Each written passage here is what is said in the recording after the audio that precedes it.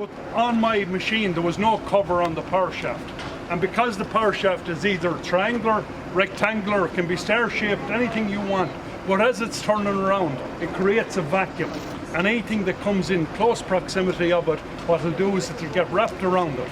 Now what they say is, that's only about 3 foot, but 3 times the length of that will wrap around that shaft in 1 second, right? The evening of my accident, I cut a pair of overalls. There was a waterproof section on the overalls, and I left a small tail, something like that.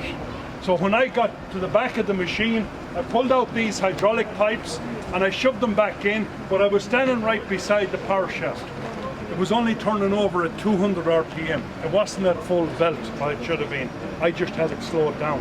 And what I did was it just wrapped the overalls around it. Next thing was what I noticed is after I'd stuck in the hydraulic pipes, I went to stand back from the machine and I couldn't feel the ground with my left leg. So at that stage, when I looked down, I seen the leg was gone clean off me. My next move was on the side of the machine, there's a button like here, it turns off the PTO. I reached for that button, but what had happened was I got caught. Because I was caught, it caught me and threw me over on the ground. I didn't have a chance. My 10-year-old son was sitting on the tractor.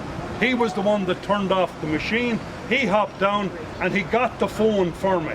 Now at the time I had the unbreakable builder's phone. It wasn't like these phones, big brick phone. And at the time they said it was unbreakable. Well, I proved them wrong that evening. I broke the phone. So I did. It was ended up, it was bent like a banana and it was unusable. So it was my 10-year-old son that had to go down. He got my mother, or his wife, my wife, his mother to come up. She came up, so she did. This gentleman actually was in shock at the time, so he didn't feel pain.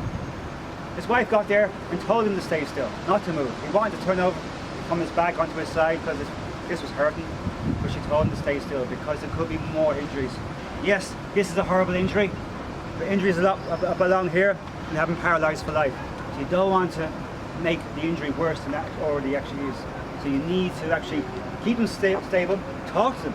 Best thing you can do is talk to him, hold his hand. Sometimes it's hard for guys to hold another guy's hand. But you need to hold his hand, reassure him, help is on the way. The son is going for help in this instance. Mommy's on the way down to help. She was a nurse, which was great. But at the end of the day, she still only has 2 hands. And that's what you use to apply. So if it's in a hand, you're applying pressure to that bleeding. If it's coming out of that extremity, whatever it actually is, apply pressure. Services are on the way, so just be reassured that help is coming. Talk to him. He's your loved one, your patient. You need to keep talking to him all the time. Help is coming.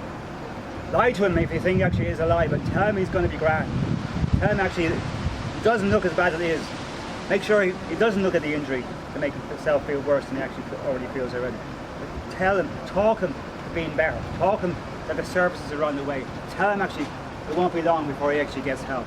In some cases the injury is too big for your hand, so you get whatever you have, a jacket, a coat, anything, stuff it in where the bleeding is and that'll slow it down. It's all about slowing it down onto the emergency service.